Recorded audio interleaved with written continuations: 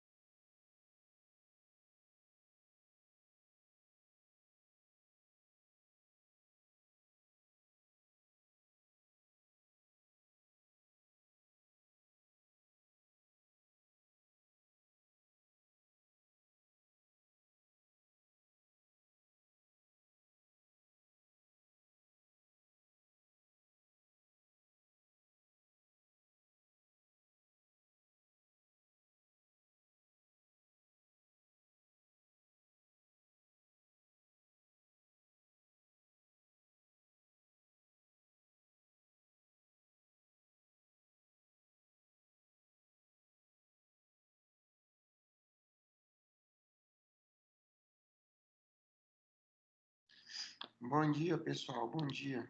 Vamos começar? Acho que já deu tempo da grande maioria chegar.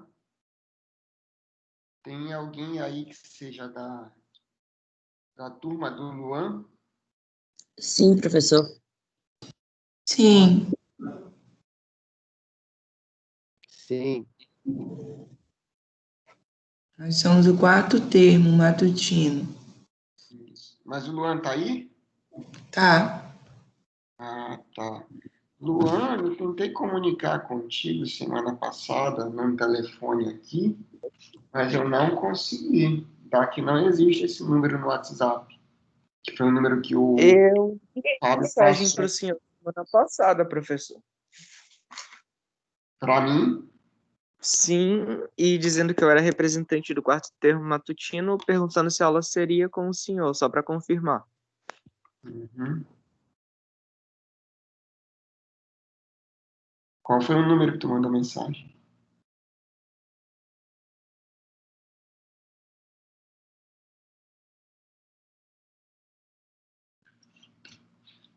Foi do 984102513. Esse número não é meu, não. Não, o meu, no caso. O seu, deixa só um minuto, deixa eu só verificar aqui. Ah, Que eu até tá. mandei mensagem ontem também. É 981159901. Ah, tá. Esse número é do consultório, não é o meu pessoal. Ah, foi o professor Sérgio que mandou esse contato, eu até verifiquei com o Bassan e ele falou que era esse. Uhum. Tá. Então, pode anotar o meu pessoal, esse é do consultório, tá? É Só um minuto.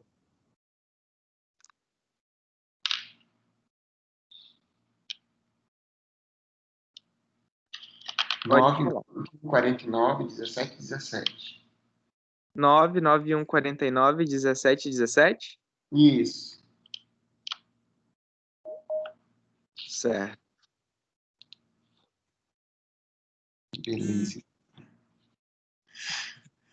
Então, o que a gente começou discutindo semana passada? Tá? A gente começou discutindo a condução nervosa. Isso daqui é o início do livro de anestesia local, lá do livro do Malamed. Tá? Esse livro está disponível na biblioteca virtual de vocês. E já coloquei lá no AVA o link para baixar esse livro também. É um PDF. Tá? A aula da semana passada ainda vou subir para o YouTube para poder colocar o link lá no AVA, ainda não coloquei, tá?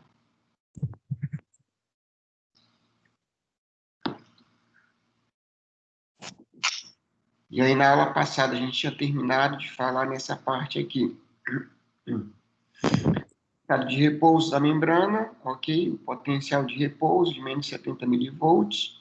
E aí existe uma despolarização lenta, que é influxo de sódio para dentro do axoplasma.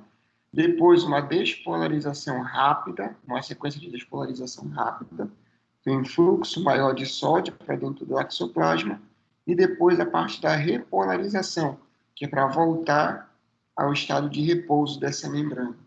Então, assim que o impulso nervoso ele é conduzido.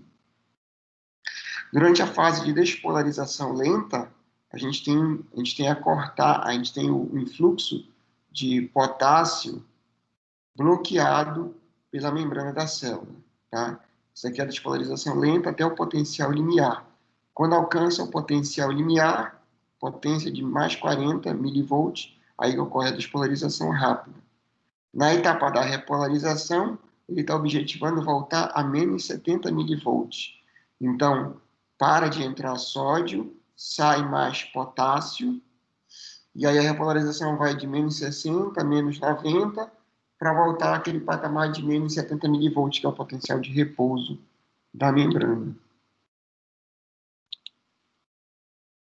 Então, foi isso que a gente tinha visto até o final da aula passada, só recapitulando. Tá?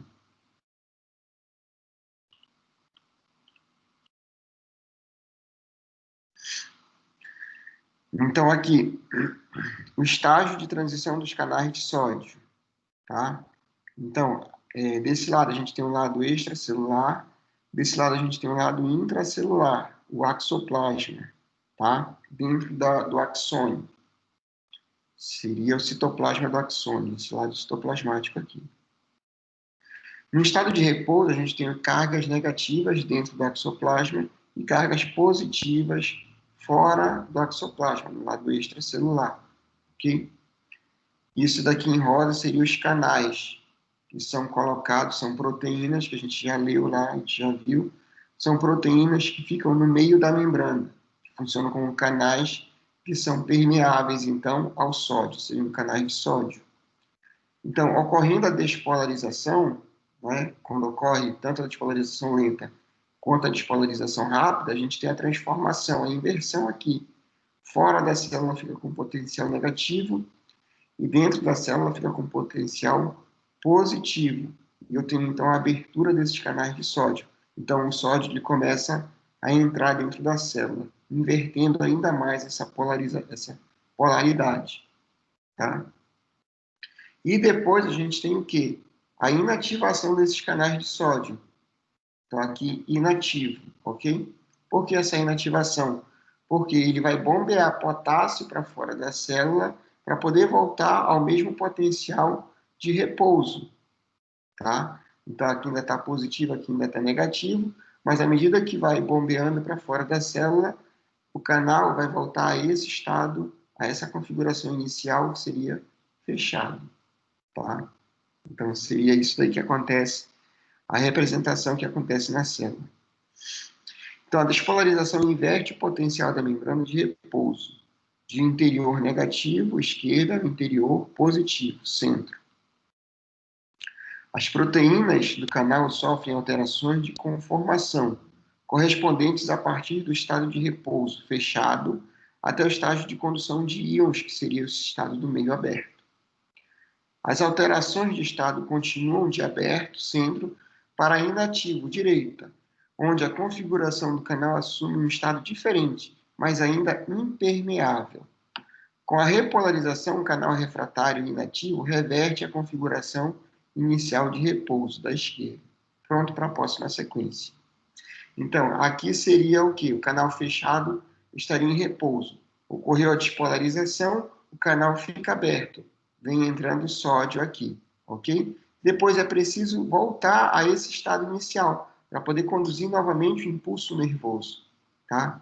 E o que acontece? O canal, então, ele fica inativo, ok? Que seria o estágio da repolarização, para poder voltar ao estágio de fechado, que seria novamente pronto para seguir toda a sequência de despolarização lenta, despolarização rápida, até repolarização. Então, isso daqui vai acontecendo de forma cíclica, conforme o impulso nervoso vai passando pelo axônio, tá? Tá entendido isso daí, pessoal?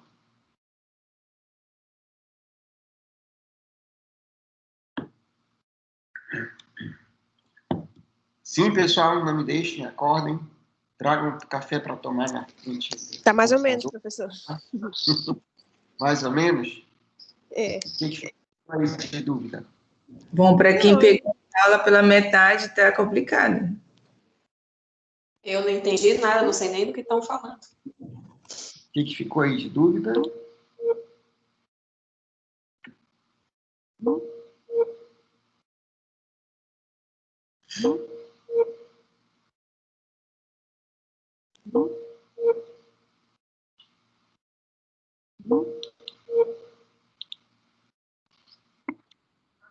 Oi, desculpa, eu acho que eu caí, que estava tentando reconectar aqui. Eu só entendi alguém dizer assim, ficou mais ou menos. Aí eu perguntei o que ficou ainda de dúvida.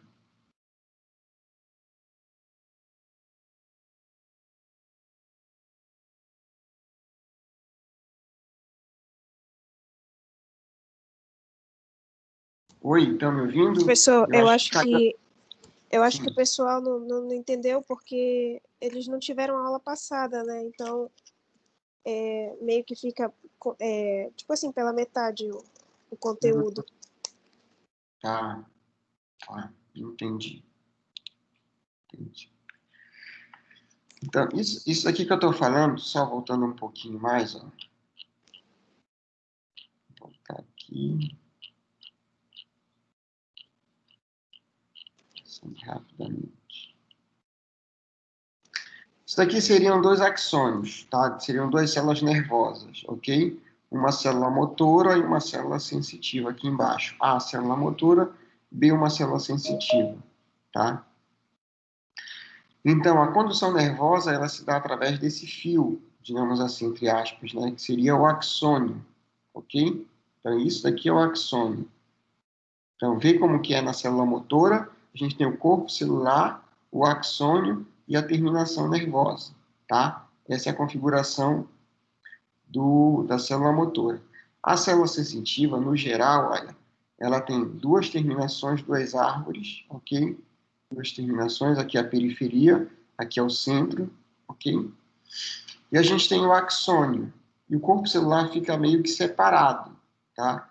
Então, a seta aqui identifica o impulso nervoso, ok? O impulso nervoso nada mais é do que a eletricidade. Pensem dessa forma. Seria a eletricidade sendo conduzida por esse axônio, ou por esse axônio também. Tanto faz, ok? Então, o que vai gerar essa eletricidade? A diferença desse potencial de ação. A diferença da carga, se é positiva ou negativa. É isso que gera eletricidade. E em gerando a eletricidade que vai percorrer toda essa fibra nervosa, ela chega na terminação nervosa, nesse caso está aqui, ou nesse caso mais especificamente está aqui, deixa eu ampliar aqui. Ela chega nessa terminação nervosa, aqui, ó. Então, o impulso nervoso, aquele choque elétrico, aquela eletricidade, chega na terminação nervosa e aí ela ativa os neurotransmissores. Os neurotransmissores, então, eles saem de uma, percorrem esse espaço e vão até a outra célula do sistema nervoso. Nesse caso aqui, está entrando no outro corpo celular do neurônio motor. E aí eles identificam, essa célula aqui identifica o quê? Opa, estão mandando mensageiros, esses neurotransmissores, para dizer o seguinte, ó, conduz esse impulso nervoso. E aí vai sendo conduzido novamente o impulso nervoso para até chegar no músculo, tá? Para efetuar um movimento. No caso do neurônio sensitivo, o que tem? Ele capta a pressão, ou capta um estímulo físico aqui, ou químico, tanto faz que seja, transmite esse impulso nervoso por todo o axônio até chegar na terminação nervosa, ok? Essa terminação nervosa pode ter outro neurônio aqui, ou pode ser diretamente o cérebro do paciente, determinada área específica do cérebro desse paciente, que aí ele lança os neurotransmissores aqui, o sistema nervoso central então identifica, opa, ele tem que sentir dor nesse momento que é melhor para ele, ok? Então, tudo que eu estava falando, que eu estava terminando de explicar aí, seria como é que esse impulso é transmitido. Primeiro tem a despolarização lenta, ou seja, o influxo lento de sódio. Depois tem a despolarização rápida, seria o influxo mais rápido de sódio. Isso para quê? Para mudar o potencial de repouso que está aqui dentro dessa membrana. Tá? E depois que teve a despolarização lenta e rápida, o impulso passou por ele, passou por um determinado ponto específico. Esse ponto específico ele tem que ficar pronto para a nova informação que vem. Ele não pode ficar sem fazer nada, digamos assim. Então, ele tem que sofrer a repolarização. Ele tem que voltar aquele mesmo potencial de ação de menos 70 milivolts. Então, resumidamente, a aula de...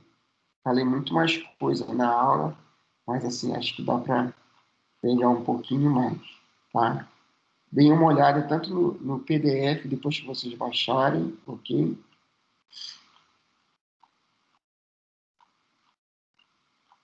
Passar para lá, então.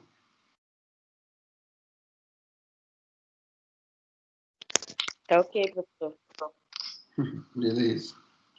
O senhor vai mandar esse conteúdo aí? Eu coloquei no AVA. Esse PDF. Ah, tá. Porque alguns ainda estão sem acesso à AVA. Uhum. Então, a propagação do impulso. Ó. Depois do início de um potencial de ação,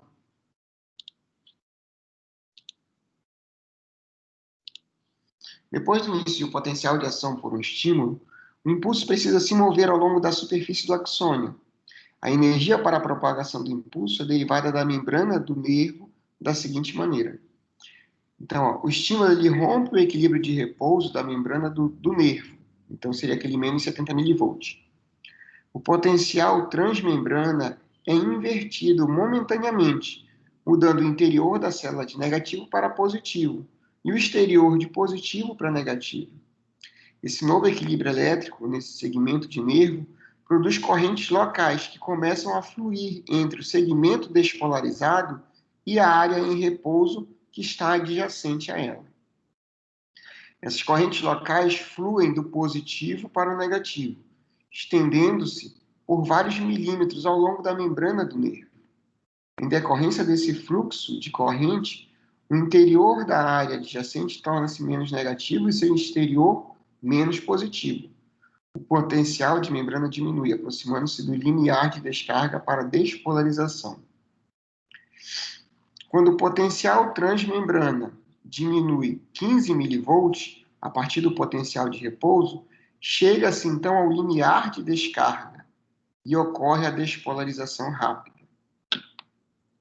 O segmento recém-despolarizado estabelece correntes locais na membrana em repouso adjacente, e o processo inteiro vai recomeçando, até que o impulso vai sendo propagado. Então, essa energia elétrica vai sendo como se fosse conduzida milímetro a milímetro, à medida que os íons sólidos vão entrando e saindo, normalmente entrando para despolarizar, para poder ativar no milímetro seguinte, novamente, a despolarização daquele canal que estava em repouso. As condições no segmento que acaba de ser despolarizado retornam ao normal, depois dos períodos refratários absolutos e relativos. Por causa disso, a onda de despolarização pode se propagar somente em uma direção. O movimento retrógrado é impedido pelo segmento refratário não excitado. Ou seja, o estímulo nervoso ele não é capaz de retornar, ele segue somente uma direção. No momento em que ele está seguindo essa direção, se vier pode vir, né, outro estímulo na direção contrária, não vai conseguir caminhar, porque sempre segue uma mesma direção. E a gente sempre segue essa mesma direção porque existe esse período refratário. Então, esse período refratário é o período de repolarização, o que impede que esse segmento aqui, que está anterior, ele sofra despolarização, e aí conduza a energia no sentido oposto. Então, isso daí não vai acontecer. Então, essa disseminação dos impulsos, ela vai depender também se o nervo é mielinizado ou ele é não mielinizado. Então, a condução do impulso nervoso se dá de maneira diferente entre um tipo de nervo e o outro tipo de nervo, tá? E aí ele vai falar das características agora. Os nervos não mielinizados. Uma fibra nervosa não mielinizada consiste basicamente em um longo cilindro com uma membrana celular de resistência elétrica alta, circundado numa região central de axoplasma, condutora de baixa resistência. Tudo isso sendo banhado em líquido extracelular de baixa resistência. Então, ele está dizendo que um axônio não mielinizado, ele está em contato direto com o meio extracelular. Então, a membrana ela tem baixa resistência e o meio extracelular tem baixa resistência também. A membrana celular de alta resistência e os meios extra e intracelulares de baixa resistência produzem diminuição rápida na densidade da corrente em uma curta distância do segmento despolarizado. Em áreas imediatamente adjacentes a esse segmento que foi despolarizado, o fluxo de corrente local pode ser adequado para iniciar a despolarização da membrana que estava em repouso. Mais adiante, ela vai se mostrar insuficiente para atingir um limiar de descarga. Então, a propagação de um impulso numa fibra nervosa que não é mielinizada é caracterizada como um processo anterógrado, de arrastamento relativamente lento. É a figura 1.11. Então, a razão da condição das fibras nervosas, das fibras C, que são não mielinizadas, é de 1,2 metros por segundo, em comparação com 14,8 a 120 metros por segundo nas fibras mielinizadas A-alfa e A-delta. Tá? Então, aqui nesse esquema 1.11, o de cima a gente tem uma fibra, um axônio não mielinizado, ok? E no de baixo a gente tem um axônio mielinizado, tá? O que vai diferir de uma para outra? É que no mielinizado a gente tem aquelas células de Schwann que vão formar essa bainha de mielina. É como se o axônio fosse o fio desencapado e a bainha de mielina fosse o revestimento desse fio, tá? Então é isso que a bainha de mielina faz. Reveste esse fio, que seria... E ele reveste por segmentos, tá? Então tem esse segmento aqui, revestido de mielina. Depois tem um segmento que não é revestido. Esse segmento que não é revestido é chamado de nódulo de Ranvier, tá? Ou nódulo, simplesmente. Depois mais um segmento que é revestido de mielina, outro que não é revestido, e assim sucessivamente. E aí na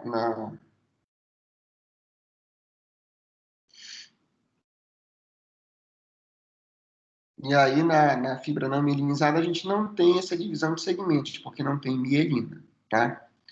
Então, na figura 1.11, a gente tem a propagação saltatória. A propagação saltatória, ela é específica dos nervos mielinizados, que é esse daqui de baixo, tá? Comparação da propagação de impulso em axônios não mielinizados. Então, axônio não mielinizado é esse de cima. E mielinizados de baixo. Então, nos axônios não mielinizados, o impulso se move adiante por despolarização sequencial de segmentos curtos contíguos de membrana. Então, o que vai acontecer? Olha uma propagação do impulso no nervo não mielinizado. Então, é só esse segmento aqui que ocorre a despolarização para poder dar sequência ao novo segmento. Então, é como se ele fosse caminhando de milímetros em milímetros, tá? Então, o tamanho da seta aqui está representando o quanto que esse impulso caminha por segmento no neurônio, no axônio que não é mielinizado, tá? Guardem essa informação aqui. E aí, quando a gente vai para o neurônio mielinizado. A despolarização em axônios mielinizados, por outro lado, é descontínua. Ou seja, o impulso salta adiante de um nó a outro, ou de um nódo de Ranvier a outro nódo de Ranvier. Observe o quanto mais à frente se encontra o impulso no axônio mielinizado, após 4 sequências de despolarização. Então, aqui no de cima, a gente tem 4 sequências de despolarização, ok? A seta mostra o quanto que essas sequências percorreram, essas 4 sequências, e 4 sequências de despolarização no neurônio mielinizado. Olha o quanto de distância que esse impulso percorreu. Muito mais do que o dobro, ok? Por quê? Por conta dessa bainha de mielina. Então, a gente pode assumir o quê?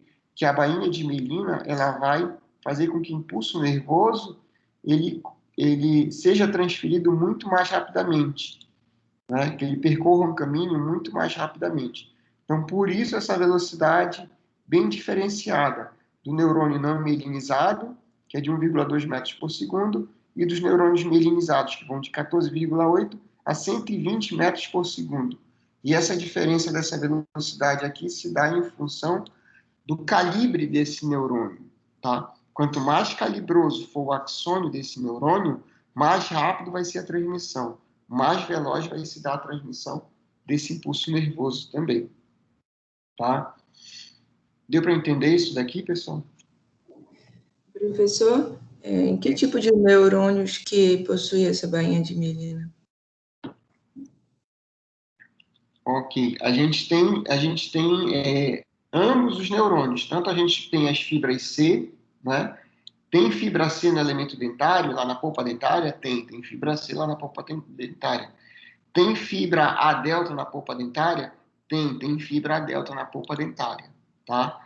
Então, tem os dois tipos, tá? São neurônios sensitivos e tem os dois tipos em todas as regiões do corpo, tá? Ok? Ok. Mas ele é um atributo natural ou ele pode ser adquirido por proteína, nutrição? Não, ele se forma quando é lá no período de embriogênese, quando você está lá quando a gente está lá no útero da mamãe, isso daí vai sendo formado e a mielina, ela continua surgindo mesmo após o nascimento, né? Assim, é interessante notar que os bebês eles não têm coordenação motora, né? Eles não têm muita consciência. A maioria dos nervos dele estão desmielinizados, não tem mielina. À medida que esse nervo vai crescendo e vai ganhando essa coordenação motora, os nervos vão sendo mielinizados. Essa bainha, esse axônio, vai sofrendo essa mielinização por completo, vai terminando.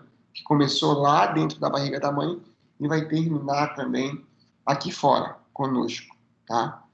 Mas assim, não sei te dizer, não sei se é essa a tua pergunta, se dá para a gente, por exemplo, mielinizar esse nervo que não era mielinizado. Foi isso? Será que tu pensou? Através de algum suplemento alimentar, alguma coisa assim? Sim.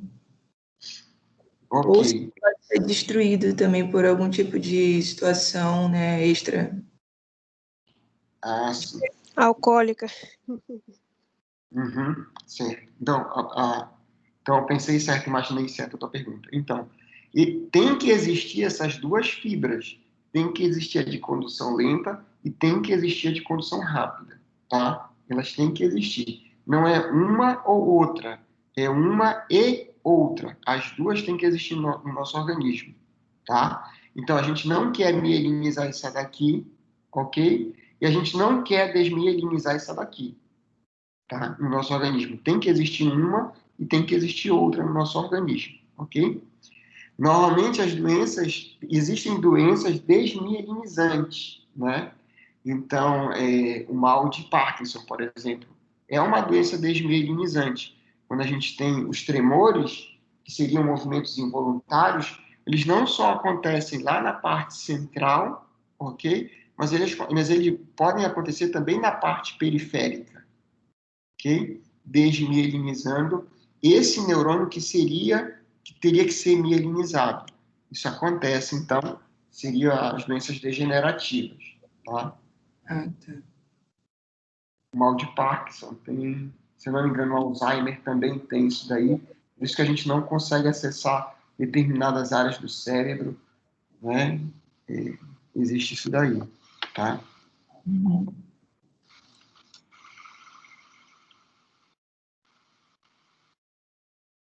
Vamos lá, nervos mielinizados agora. Vou aumentar aqui a letra para ficar melhor para todos vocês. Talvez tenha gente que esteja no celular. A propagação de impulso dos nervos mielinizados difere daquela dos nervos não mielinizados, em virtude da camada de material isolante que ele tem, que é a mielina, aí a gente já viu. Quanto mais distanciadas as cargas, menor a corrente necessária para carregar a membrana. Correntes locais, desse modo, podem trafegar muito mais longe em um nervo mielinizado do que em um nervo que não é mielinizado, antes de se tornarem incapazes de despolarizar a membrana nervosa à sua frente. Então, a condução de impulsos nesses nervos mielinizados ocorre por meio de saltos, denominado de condução saltatória. Essa forma de condução de impulsos prova ser muito mais rápida e mais eficiente em energia também do que é empregada nos nervos não mielinizados, que precisa de muito menos energia para produzir essa despolarização. A espessura da bainha de mielina aumenta com o aumento do diâmetro do axônio. E, além disso, a distância entre os nodos de Ranvier adjacente aumenta também de acordo com o aumento do diâmetro desse axônio. E por causa desses dois fatores, a condução saltatória é mais rápida no axônio mais espesso. Tá? Então, a condução saltatória geralmente progride de um nodo para o outro seguinte, de maneira gradual. E aí aqui é legal.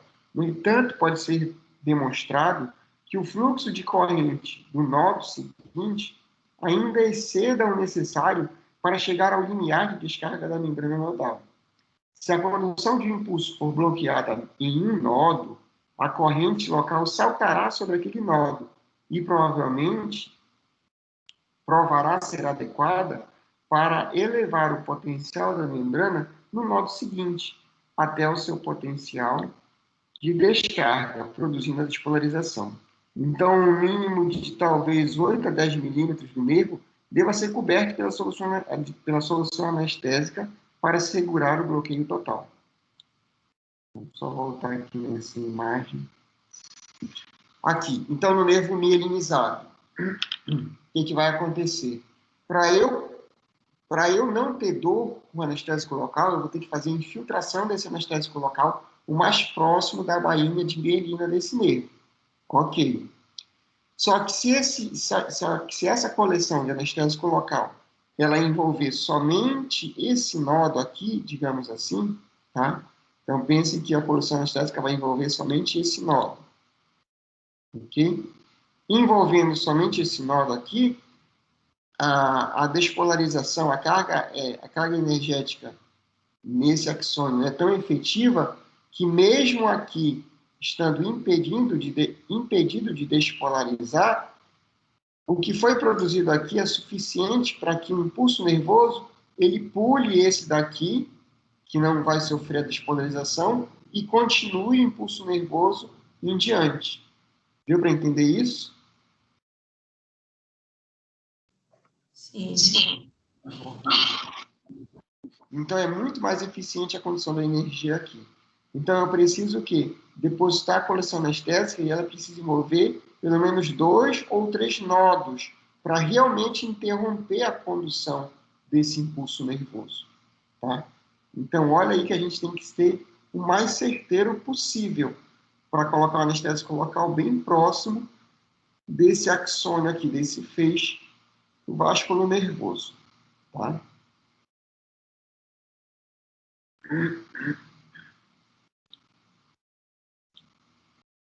E aí a gente vai para o modo de ação, modo e local de ação desses anestésicos locais.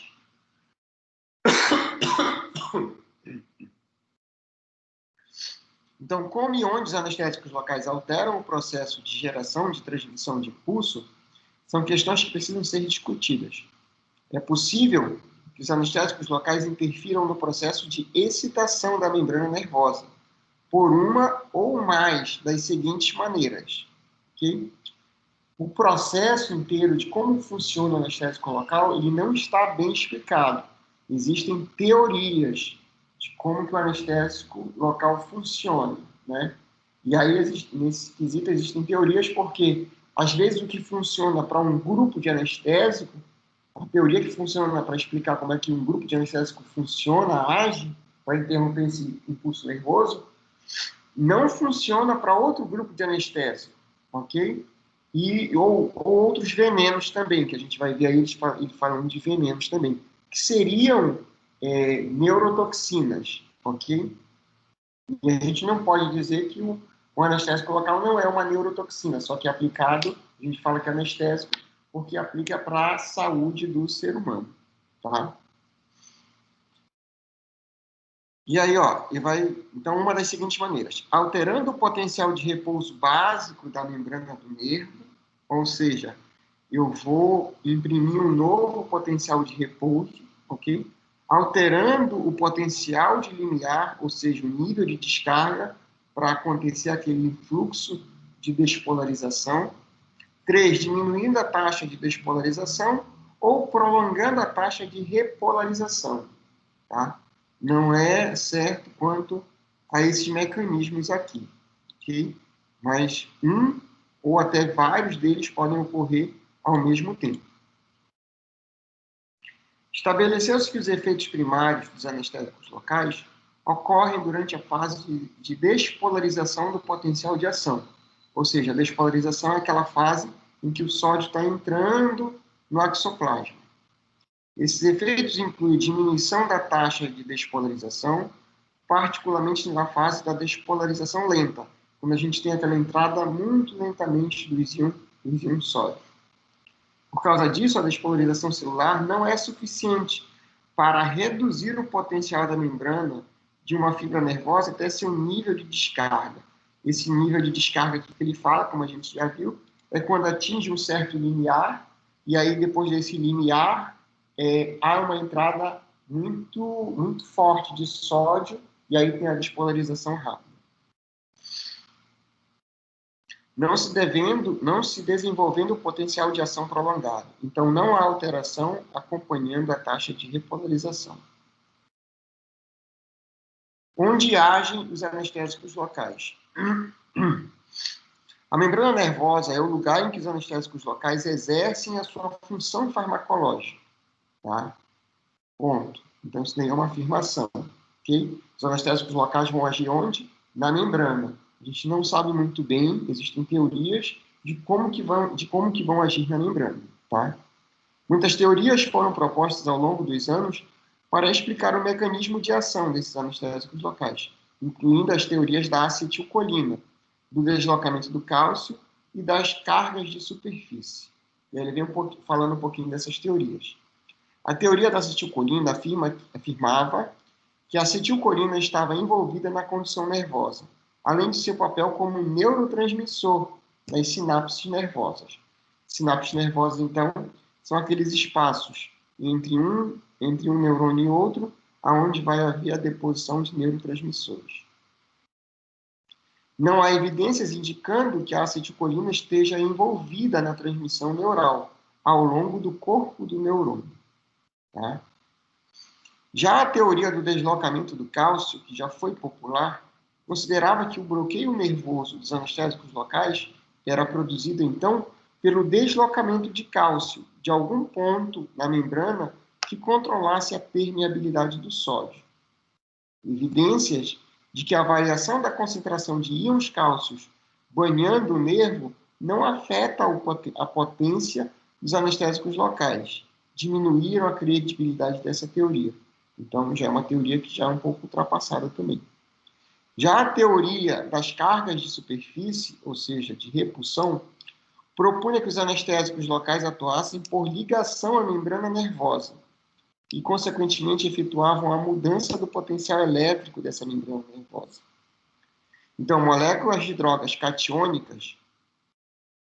Então, toda vez que a gente tem uma representação de uma droga que está de um cátion, o cátion já é um íon positivo, ele vai ser representado dessa forma aqui, RNH+. Tá? Isso daqui seria um cátion, um íon carregado positivamente. Tá? Então, moléculas de drogas catiônicas foram alinhadas na interface membrana-água e, como alguma das moléculas dos anestésicos locais carregavam uma carga positiva resultante, tornavam o potencial elétrico na superfície da membrana mais positivo, diminuindo a excitabilidade do nervo por um aumento de potencial de limiar.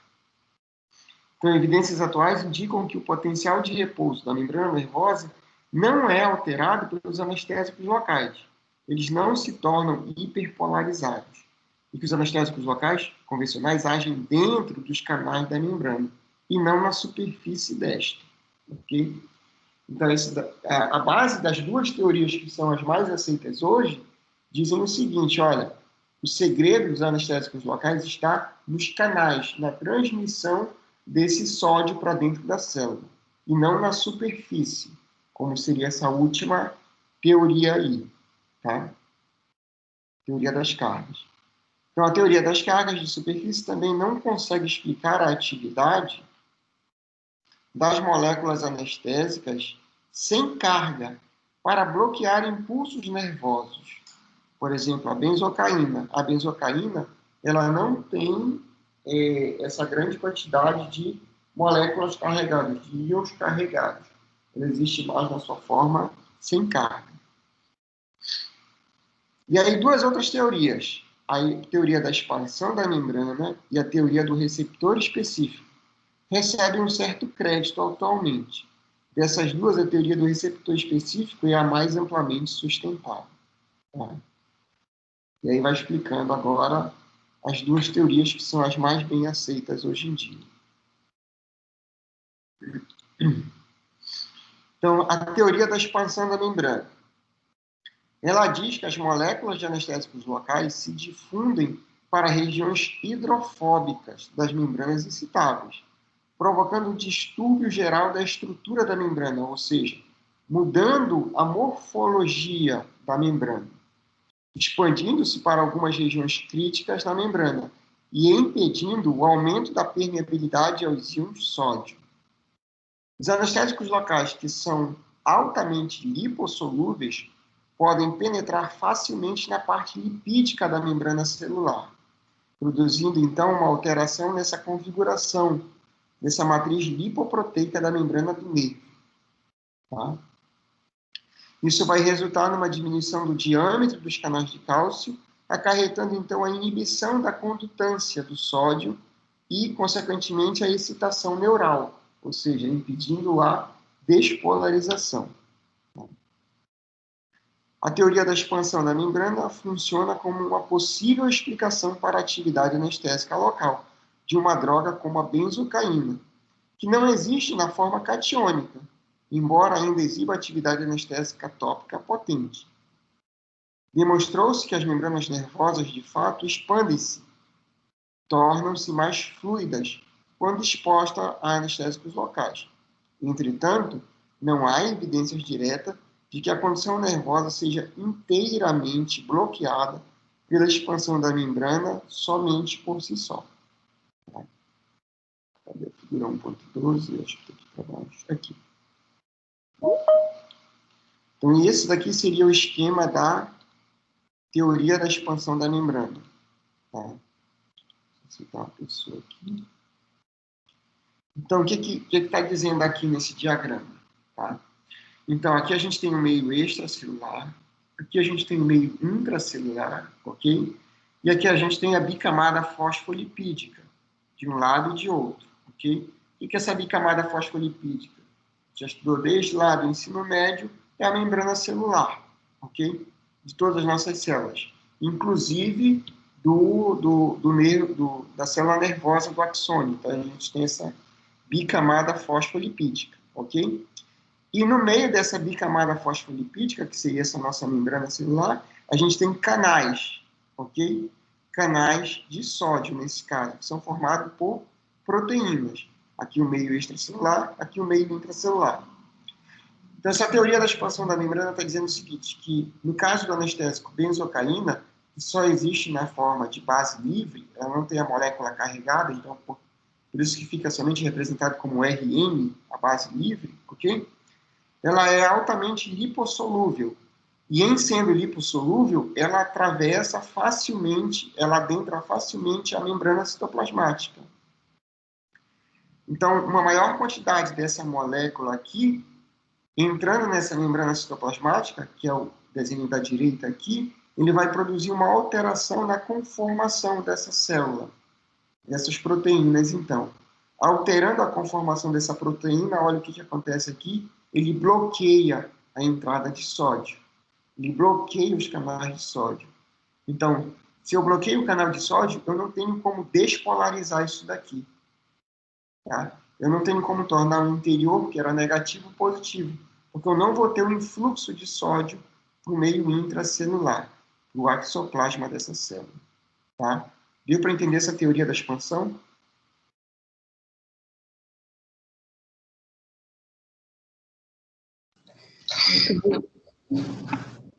No caso, ela é aplicada na membrana fosfolipídica, né? A benzocaína, por exemplo, aqui é o meio extracelular, a benzocaína ela é utilizada de forma tópica, ela não é utilizada de forma injetável, tá? Então, a benzocaína é aquele anestésico local que a gente utiliza, aquela pomada, tá? Então, imagine o seguinte, como é que ela vai impedir o impulso nervoso? Eu vou aplicar sobre a mucosa, ok? Eu vou aplicar sobre a mucosa. E aí, próximo da onde eu aplico, tem a bainha nervosa, ok? E aí essa molécula aqui vai se difundindo pelo tecido, até encontrar a bainha nervosa e entrar nessa membrana lipídica, nessa membrana citoplasmática. Entrando na membrana citoplasmática, o que ela faz?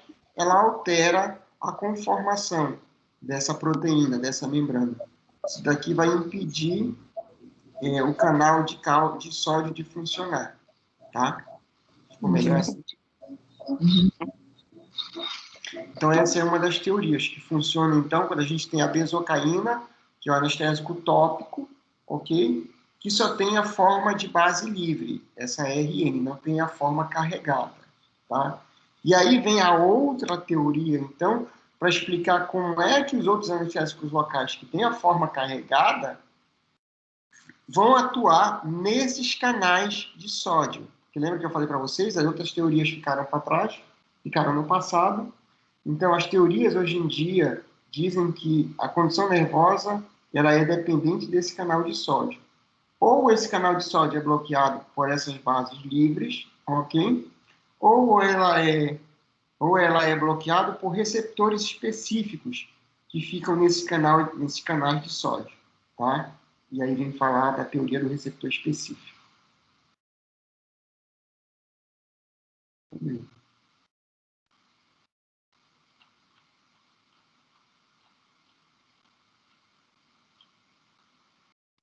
Me perdi aqui.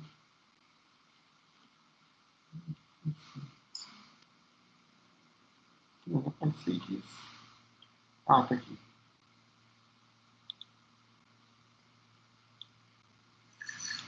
Ok. Aí vem essa outra teoria do receptor específico, tá? Então, essa teoria da transformação, da expansão da membrana está entendida. Vamos para outra teoria. Teoria do receptor específico. Que é a mais aceita hoje em dia. Então, ela propõe que os anestésicos locais agem ligando-se a receptores específicos nos canais de sódio. A ação da droga é direta, não mediada por alguma alteração nas propriedades gerais da membrana celular. Estudos bioquímicos e eletrofisiológicos têm indicado que existe um receptor específico para os anestésicos locais no canal de sódio, em sua superfície externa e na superfície axoplasmática interna. Assim que o anestésico local tem acesso aos receptores, a permeabilidade aos sódios é diminuída, ou mesmo eliminada. E se é diminuída ou eliminada, a condução nervosa é então interrompida. Tá? Então, essa é outra característica. A gente pode produzir um impulso nervoso em uma determinada periferia, por exemplo, na gengiva do nosso paciente, mas como a gente aplicou a droga distante desse ponto, por exemplo, um bloqueio nervoso, esse impulso nervoso ele não vai conseguir passar por essa coleção de anestésico local. Tá? Então, os anestésicos locais são classificados por sua capacidade de reagir com sítios receptores específicos no canal de sódio. Parece que as drogas podem alterar a condução nervosa em pelo menos 4 locais no canal de sódio. Tá? Então, dentro do canal de sódio, tá? Então, existirão receptores específicos para determinadas drogas dentro do canal de sódio, são os casos dos anestésicos locais, que são as aminas terciárias. Existem receptores específicos na superfície externa do canal de sódio, aí seriam essas biotoxinas aqui, ok? Tetrodotoxina e saxitoxina. E 3 e 4 em portões de ativação e inativação, que seriam veneno de alguns escorpiões. A tabela 1.3 apresenta uma classificação biológica dos anestésicos locais com base em seu local de ação e na forma ativa do composto. Então, as drogas da classe C existem somente na forma sem carga, na base livre, enquanto que as drogas da classe D existem nas formas com carga e sem carga. Aproximadamente 90% dos efeitos de bloqueio das drogas da classe D são causados pela forma catiônica da droga. Somente 10% da ação bloqueadora são produzidos pela base. Tá vendo?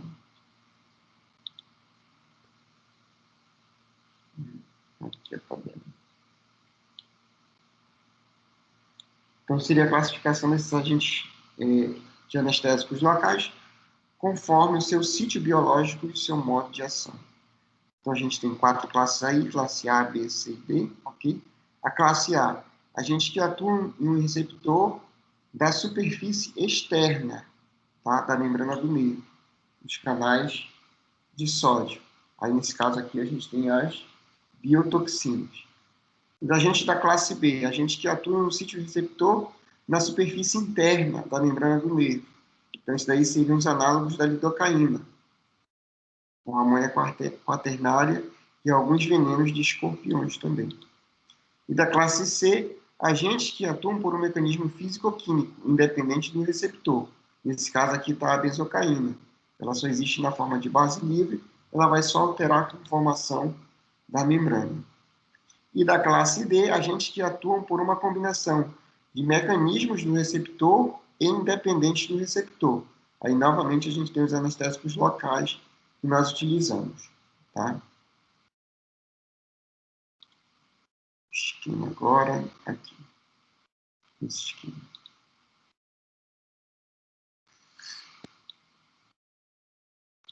Vamos ver aqui. Então, aqui, ó, a gente tem a membrana, aqui, a membrana citoplasmática. Aqui em cima a gente tem o meio extracelular e aqui embaixo a gente tem o meio intracelular, o axoplasma, ok? E esse daqui, essa parte central aqui, seria o canal de sódio, tá? E essa parte central aqui seria o canal de sódio, ok? Então, ó, a gente tem receptores específicos aqui, seria essa parte azulzinha aqui, ó. Receptores específicos externos desses canais de sódio, ok? Receptores específicos internos no canal de sódio, ok? Dentro do canal de sódio especificamente. E tem os que atuam também diretamente dentro do axoplasma, tá? E tem também aqui, está sinalizando também aqui a teoria da transformação da membrana também, no caso a benzocaína aqui, tá? Então, ó, em A, os anestésicos locais do grupo aminoterciários inibem o influxo de sódio durante a condução nervosa por ligação ao receptor no canal de sódio. Estaria aqui, ó, receptor do canal de sódio interno. Isso bloqueia o mecanismo de ativação normal, configuração O do portão, seria despolarizado. Então, o anestésico local agindo, se ligando nesse receptor específico, ele vai alterar a conformação desse canal para que não ocorra um fluxo de sódio. E também promove o movimento dos portões de ativação e inativação para uma posição que se assemelha ao estado de inativado, ou seja, como se estivesse bloqueando por dentro. As biotoxinas, né, que teriam esse receptor específico externo, esse daqui, esse RT, bloqueiam o influxo de sódio no receptor de superfície externa. Vários venenos fazem isso, alterando a atividade dos portões de ativação e inativação também. Então, se ligando aqui, a membrana vai identificar, o canal ele vai identificar que é para ele ficar inativado ou diminuir o fluxo de sódio para dentro da célula. E a benzocaína o faz por expansão da membrana, isso a gente já viu. E C, o canal na configuração fechada. Aqui seria o canal na configuração fechada. Tá? Isso daqui.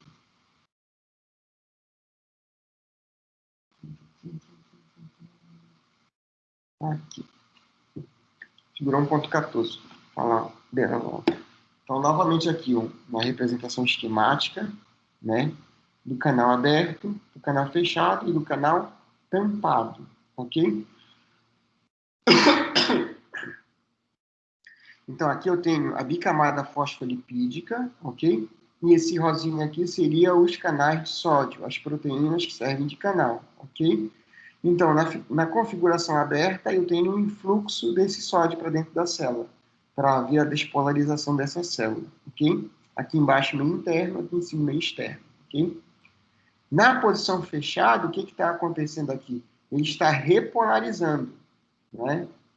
Está repolarizando, tá? E aí, o que o anestésico faz? O anestésico ele é depositado, e aí a forma iônica do anestésico local, ok?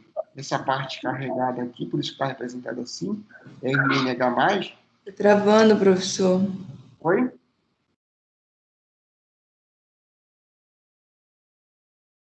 Oi, não ouvi, desculpa. A sua fala tá travando. Ah, tá. Quer que eu volte a repetir a partir de quando?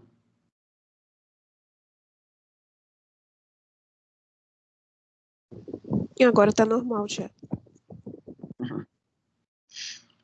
Então tá, eu vou começar de novo essa imagem aqui, tá? Então, a figura 1.14, ó. À esquerda está um canal aberto, que é permeável à entrada de íons sódios, normal, ok? O canal do centro está na configuração fechada de repouso.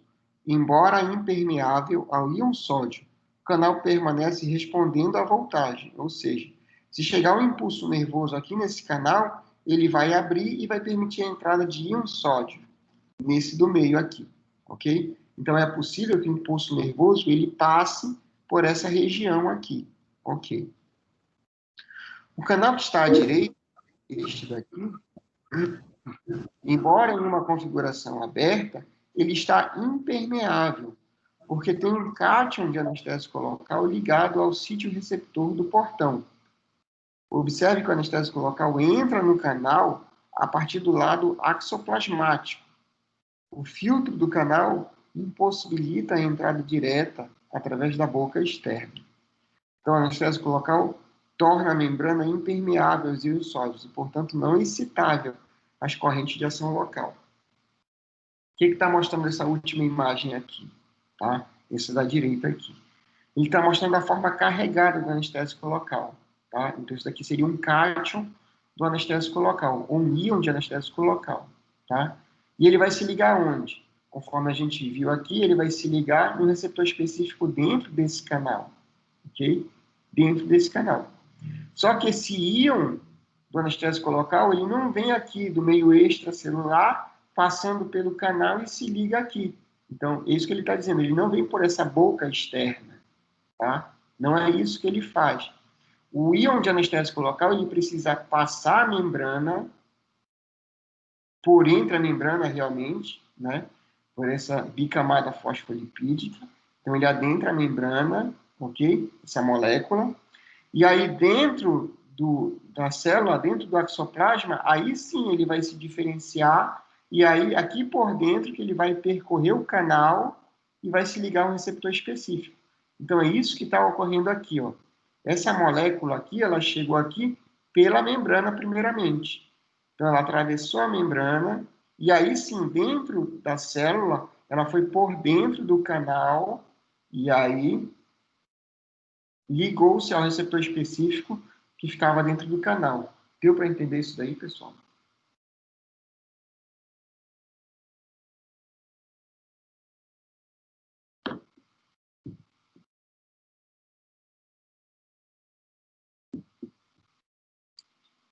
Sim ou não? Tá ok, professor. Desculpa, eu tava colocando chá aqui. Tá ótimo, dá pra entender. Ah, beleza. Estou tentando ir de uma maneira bem devagar, porque vocês estão percebendo que cada uma dessas coisas aqui, ó, vai o quê? Vai se somando para vir outra coisa ainda maior para a gente entender mais lá na frente. Eu lembrei aqui de uma animação que eu vi no YouTube.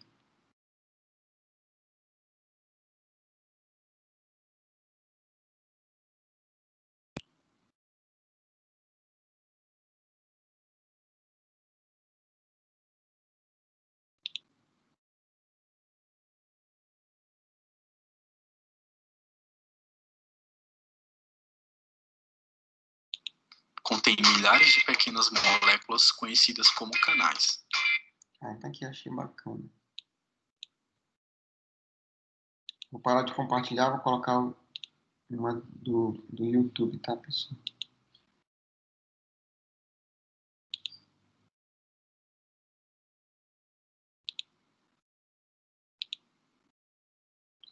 YouTube.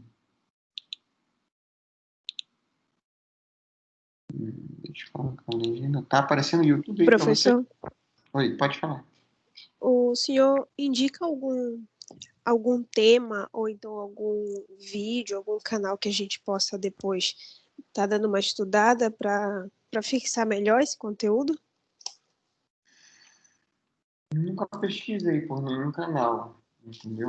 Mas eu lembro de ter visto, a animação que me veio na cabeça agora, eu queria procurar, mas eu não procurei. Ó, tá vendo aí na tela? Eu coloquei, ó, despolarização da célula, tá? Aham. Então, vai nisso daí que acha muita coisa a respeito disso daí. Depois a gente tenta pesquisar aqui. Esse conteúdo que o senhor está explicando desde a aula passada é somente sobre despolarização da célula?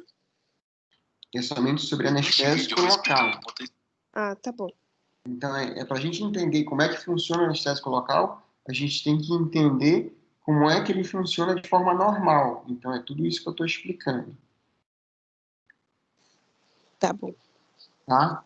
E aí, agora que a gente está entrando na parte do anestésico local, porque normalmente a gente só faz injetar o anestésico local e não sabe realmente por que ele bloqueia esse impulso nervoso, né? E aí, assim não, assim a gente está vendo realmente.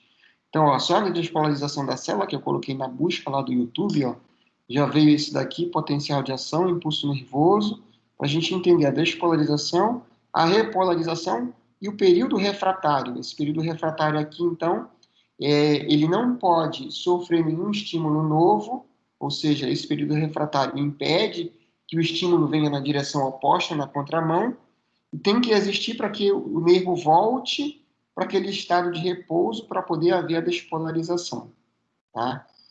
Então, ó só, quando eu coloquei despolarização da célula, ó, já veio um outro aqui, sistema nervoso, potencial de ação, ó, para entender o potencial de ação, esses outros dois aqui, ó, fisiologia fácil também, e como eu ia falar, o vídeo que está muito na minha cabeça, e que veio agora, quando eu falei para vocês, que na época eu tinha visto, era do Khan.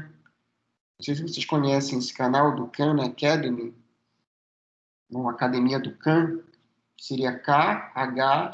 Ele tem muitos vídeos lá explicando detalhadamente a eletrobioquímica da coisa, como ocorre, bem mais aprofundado do que eu estou falando aqui para vocês também.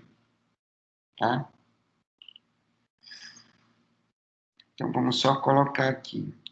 Aviação, também conhecido como input. Tá indo áudio para vocês ou não? Vou colocar agora. Nervoso.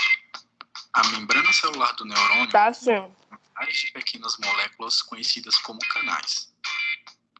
Estes canais permitem a passagem de íons de sódio ou potássio. Geralmente, os canais do neurônio são fechados. Neste estado, a carga do interior da membrana celular é mais negativa do que a carga que se encontra no exterior.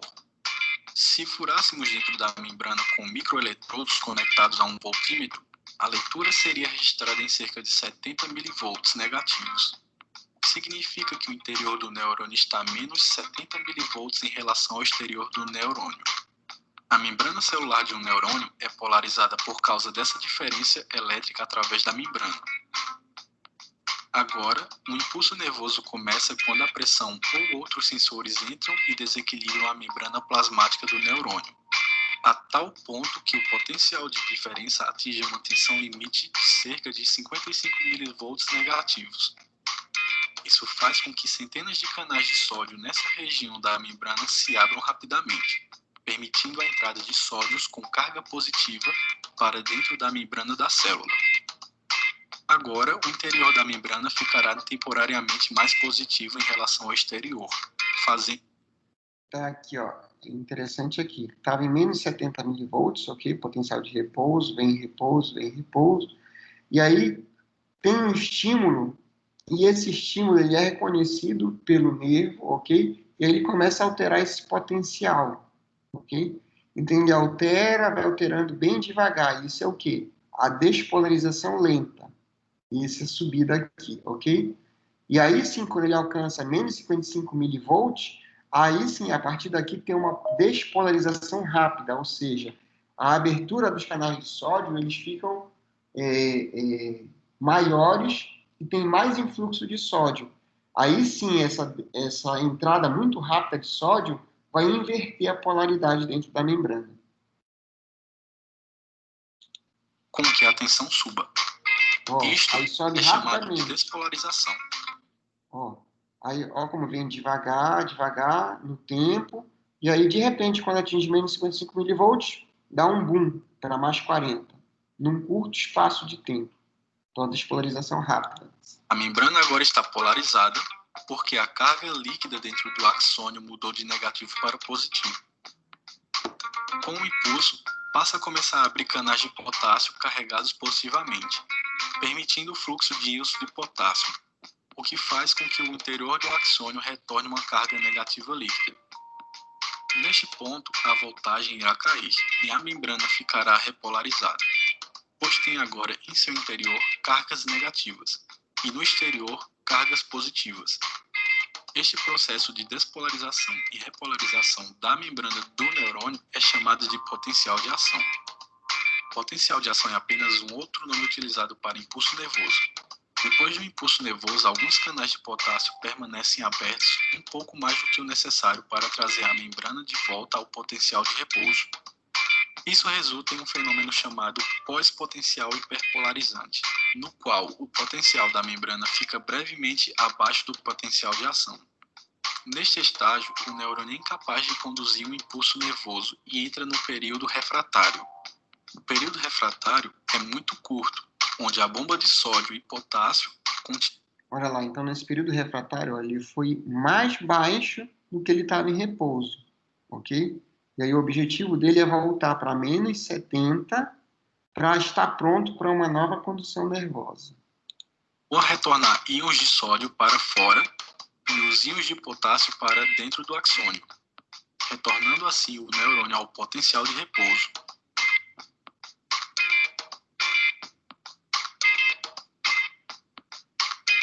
Obrigado por assistir. Compartilhe. Beleza? Melhorou um pouquinho mais também essa questão?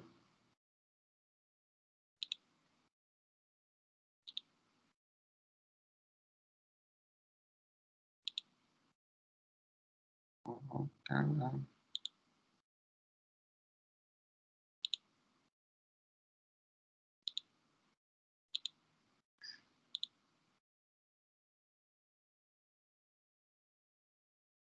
Ok, tá aparecendo minha célula aí? Minha célula, desculpa. Minha tela. Tá, pessoal. Eu tô ficando doido com essas coisas. Deixa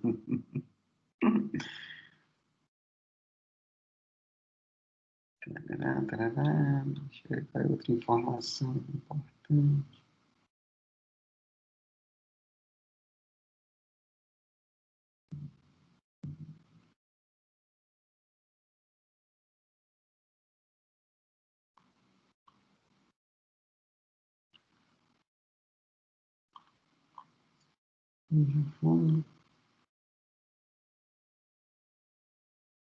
Professor, Oi, pode falar.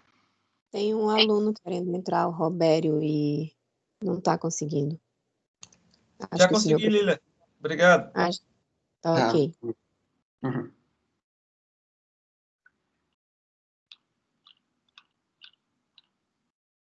Como é que tá a cabecinha de vocês?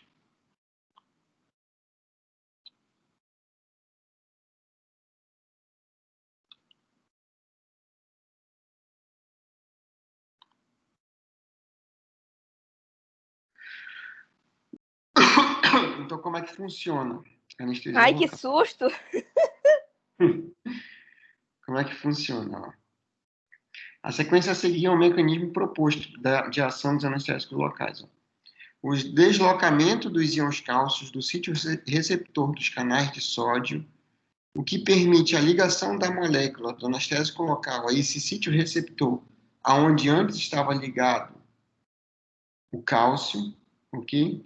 E aí vai produzir o bloqueio do canal de sódio. A ligação da molécula anestésica local com o sítio receptor promove o bloqueio do canal de sódio. E uma diminuição dessa permeabilidade ao sódio, dessa condutância de sódio, que vai levar, então, à depressão da taxa de despolarização elétrica e a falha em obter um nível de potencial de limiar, juntamente com uma falta de desenvolvimento do potencial de ação propagado, o que é chamado de bloqueio de condução. Então, resumidamente, funcionaria assim, né, segundo uma das teorias. O mecanismo pelo qual os íons sódios ganham entrada ao axoplasma do nervo, iniciando assim um potencial de ação, é alterada pelos anestésicos locais. A membrana nervosa continua num estado polarizado, porque os movimentos iônicos responsáveis pelo potencial de ação deixam de se desenvolver. Como o potencial elétrico da membrana permanece inalterado, as correntes locais não se desenvolvem. E o mecanismo autoperpetuante de propagação de impulsos é então paralisado. Um impulso que chega a um segmento nervoso bloqueado, ele é parado, porque não é capaz de liberar a energia necessária para continuar na sua propagação. O bloqueio nervoso produzido pelos anestésicos locais é denominado de bloqueio nervoso não despolarizante. As formas ativas, moléculas dos anestésicos locais, ok? Então, o que é importante saber aqui, ó? Os anestésicos locais todos possuem uma cadeia intermediária, ok? E eles possuem todos uma parte lipofílica e uma parte hidrofílica, ok? Tanto são mais suscetíveis, mais ligantes a lipídios, quanto dissolvidos em água, ok? Normalmente, na parte lipofílica, a gente tem um anel aromático, ok? E aí, na parte hidrofílica, sim, que a gente vai distinguir os dois principais tipos de anestésicos locais que a gente usa na clínica, na saúde como um todo, ok? Então, a gente tem B, uma terminação do tipo éster, e uma terminação do tipo aminas, nesse caso, mais aminas terciárias, tá? Então, os anestésicos locais são classificados como aminoésteres ou aminoamidas, de acordo com as suas ligações químicas. A natureza da ligação é importante para definir várias propriedades desses anestésicos, inclusive a modalidade básica de biotransformação, tá? Ou seja, como que esse anestésico local ele vai ser biotransformado para depois ser excretado no nosso organismo. Os anestésicos locais ligados a ésteres, por exemplo, a procaína, são prontamente hidrolisados em solução aquosa. Então, os anestésicos locais ligados às amidas, por exemplo, a lidocaína, são relativamente resistentes à hidrólise. Então, uma porcentagem de uma droga ligada a amidas maior do que uma droga ligada a ésteres é excretada inalterada na urina, tá?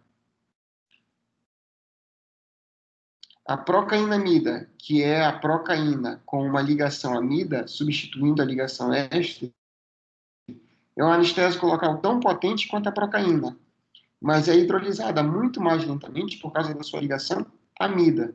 Então, o que é importante isso daqui? E vem mais adiante também. A procaína é hidrolisada no plasma em somente alguns minutos, mas apenas aproximadamente 10% dessa procainamida, que seria uma procaína com uma ligação amida, apenas 10% dessa procainamida são hidrolisadas em um dia. Ou seja, quando a gente viu lá na aula passada, a gente viu que uma das propriedades ideais dos anestésicos locais é que eles fossem rapidamente biotransformados e fossem excretados no nosso organismo, né? Então, a gente tem esse porém aí, né, das drogas da procaína, por exemplo, que ela tem que ter uma duração favorável. Então, isso a gente não tem na procaína, porque ela é um éster, ela é rapidamente hidrolisada, não tendo a duração efetiva que nós gostaríamos que tivesse, então por isso que ela não é utilizada, e tentaram melhorar ela ligando ao grupamento amida, aí fizeram a procainamida.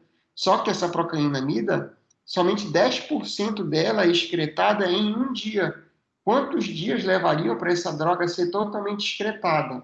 E se esse paciente precisasse fazer um determinado procedimento 2 dias depois? Aí eu não poderia injetar essa droga, porque eu teria um risco de toxicidade dessa droga para esse paciente, porque a dos 2 dias anteriores ainda não foi totalmente excretada. E eu vou adicionar mais droga a esse organismo, tá? Então, só para a gente entender essa relação aí, por que a gente utiliza mais drogas do tipo amida do que do tipo ésteres hoje em dia. Então, a lidocaína, a mifacaína, a prilocaína são todas drogas do tipo amida, ou seja, são biotransformadas mais lentamente do que as do grupo ésteres, e por conta disso elas proporcionam uma duração melhor, ok? Mas elas também têm um tempo de excreção mais aumentado em relação aos ésteres, tá? Mas não a ponto de interferir na nossa utilização. Então, preparados em laboratórios, anestésicos locais são compostos básicos, pouco solúveis em água e instáveis à exposição ao ar. Então, o anestésico local puro, ele é pouco solúvel em água e instável ao ar, ok? As moléculas se quebram e a gente tem a inativação da substância anestésica. Seus valores de pKa variam de 7,5 a 10. Mas lá na frente ele vem explicando o que é esse valor de pKa para a gente poder entender. Por enquanto, fiquem só com esse. O pKa ela seria uma constante de dissociação. Então, dependendo do pKa e do pH do tecido que vai ser injetada a droga, ela vai ter uma constante de dissociação. O que é essa constante de dissociação? Seria um modo dessa substância ficar equilibrada no meio, tá? Então, ela vai existir tanto em forma de base livre, quanto em forma catiônica, em forma de íons dessa droga, tá? Nessa forma, tem pouco ou nenhum valor clínico. Entretanto, por serem fracamente básicos, eles se combinam prontamente com ácidos para formar sais de anestésico local. Então, por isso que o que a gente tem dentro daquele tubete de anestésico local é um sal de anestésico local, tá? Ele não é um anestésico local simplesmente puro. Formem que são muito solúveis na água e comparativamente estáveis. Desse modo, os anestésicos locais usados para infiltração são dispensados como sais ácidos, mais comumente chamados de sal de cloridrato, ok? Então, o nome correto seria sal de cloridrato de lidocaína ou cloridrato de lidocaína, como vocês podem observar, que vem escrito em algumas embalagens também, tá? Não é simplesmente a lidocaína que está lá dentro, é um cloridrato de lidocaína, então é um sal acidificado. Dissolvidos, então, em água destilada estéril ou em soro fisiológico também. Então, por isso que a gente tem uma concentração lá. Quando a gente vê lidocaína 2%, quer dizer que apenas 2% do que está lá dentro daquele líquido que a gente consegue ver é realmente o cloridrato de lidocaína.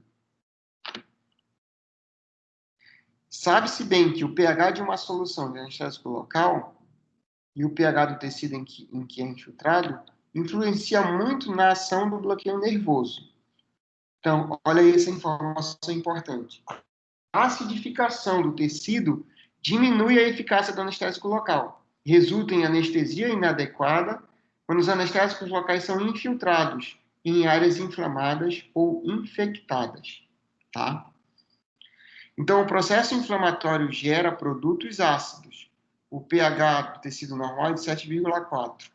E o pH de uma área infectada é de 5 a 6.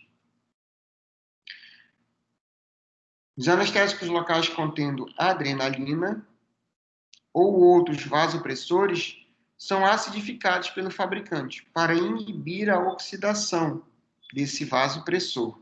Então, além de tentar inibir a oxidação do anestésico local, realmente, eu tenho que inibir a acidificação também do vasopressor ou do vasoconstritor, tá bom? O pH das soluções sem adrenalina é de aproximadamente 6,5. Soluções contendo adrenalina têm pH em torno de 3,5. Olha como é bastante acidificado. Então, é por isso que quando a gente utiliza um anestésico local sem vasoconstritor, a injeção desse anestésico local dói muito menos do que essa daqui que tem vasoconstritor. Eu estou injetando uma substância acidificada, que está muito diferente do pH normal do tecido, que gira lá em torno de 7,4, tá? Então, isso daqui é uma das explicações por que a injeção do anestésico local dói na área, tá? Então, clinicamente, esse pH mais baixo tem mais probabilidade de produzir sensação de ardência na infiltração, bem como o início da anestesia é um pouco mais lento também. Então, por isso que a gente tem que esperar mais quando a gente injeta uma solução anestésica que tem algum vasoconstritor, tá? A elevação do pH, ou seja, a alcalinização de uma solução de anestésico local, acelera o início de sua ação, aumenta a sua eficácia clínica também e torna a sua infiltração mais confortável. No entanto, por ser instável, a base do anestésico local precipita nas soluções alcalinizadas, tornando essas preparações pouco adequadas para o uso clínico. Ou seja, o que está dizendo aí? Que a gente poderia tornar essa solução, em vez de acidificada, mais alcalinizada, okay? Para diminuir a ardência na hora da aplicação. Só que se fizer isso daí, o anestésico local vai durar pouco tempo. E aí o anestésico local ele seria muito mais caro do que é hoje em dia, porque ele durando pouco tempo ele não ia ficar nas prateleiras para serem comprados ou mesmo para serem armazenados dentro do consultório odontológico, tá? Os anestésicos locais tamponados, por exemplo, os carbonatados, têm recebido muita atenção, tanto na medicina como recentemente na odontologia. O bicarbonato de sódio ou dióxido de carbono acrescentados à solução anestésica imediatamente antes da infiltração proporcionam um maior conforto e início de anestesia muito mais rápido também. Então, o uso de anestésicos locais tamponados em odontologia está no capítulo 20. Apesar de ampla variação do pH nos líquidos extracelulares, o pH no interior de um nervo permanece estável. Então, o pH do exterior, né, pH dos líquidos extracelulares, então, apesar do exterior estar com uma inflamação, com uma infecção, dentro do nervo o pH é estável, da ordem de 7,4. Então, o funcionamento normal de um nervo é muito pouco afetado pelas alterações no ambiente extracelular. Porém, a capacidade de um anestésico local de bloquear impulsos nervosos é profundamente afetada por alterações do pH extracelular. Isso por quê? Porque, como a gente já explicou anteriormente, o anestésico local, para ele ter o seu efeito, ele tem que entrar dentro da célula, tá? E quando a gente tem um pH alterado, no caso acidificado, um pH extracelular acidificado, poucas moléculas do anestésico local vão entrar na célula. E entrando poucas moléculas desse anestésico local na célula, eu vou ter um efeito mais lento ou ineficaz até. Pessoal, eu posso parar por aqui, tá? E aí, essa dissociação dos anestésicos locais, eu queria que vocês estivessem com a cabeça bem mais tranquila para entender essa parte de um pouquinho de física aí, de físico-química, tá? E professor, esse material, ele tá no AVA? Eu coloquei o link para baixar esse PDF, esse daqui é o livro inteiro, tá? O livro inteiro, a página 35 de 429, tá? Coloquei o link lá no AVA. E desse livro aqui, ó, deixa eu mostrar a capa. Aqui, ó, tá? Manual de Anestesia Local, de Stanley F. Malamed, tá? E tem na biblioteca de vocês também esse livro, tá? Não sei se vocês já acessaram, mas tem lá. Mas aí eu coloquei no AVA para ficar mais fácil. Professor, lá no AVA tá em PDF, ou em JPEG, era como se fosse em PDF. Tá ruim a imagem lá. Tá ruim a imagem? A de JPEG, sim. Mas não tem um link lá para baixar? Tá, esse aí, tá, só um minutinho rapidinho, deixa eu olhar aqui. Isso, dá uma olhada, que eu lembro que eu coloquei o link para baixar. Que aí você baixa e coloca no computador, no celular, no tablet, aí leva para ler também, para consultar.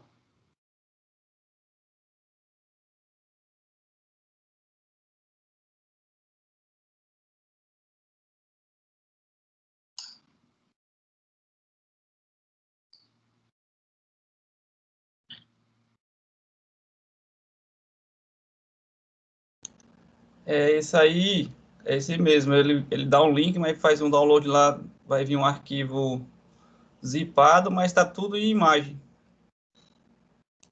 Tá tudo... Ah, tá em JPEG, não tá em PDF, né? Tá dizendo. Exato. Então, não sei por que, então, porque esse meu arquivo tá em PDF. Mas Professor, não tem como o senhor enviar para o Luan, que aí ele repassa para a turma? Tá. Esse aí em PDF? Uhum. Sim, sim, sim. Tá? Vou Envia enviar para a Bruna qualquer também, coisa. professor. Vou rever isso, tá? Então tá, beleza, pessoal. Até Não semana esqueça de que vem. enviar para a Bruna também. Tá, tá bom. E aí, semana que vem, a gente vê como é que vai ficar. Se vai ser por esse link, de novo, né? Ou se vai ser pelo ABA, se o ABA estiver funcionando. Vamos ver, tá? Aí lá no dia de manhãzinha a gente vê como é que vai ficar. Então, por hoje,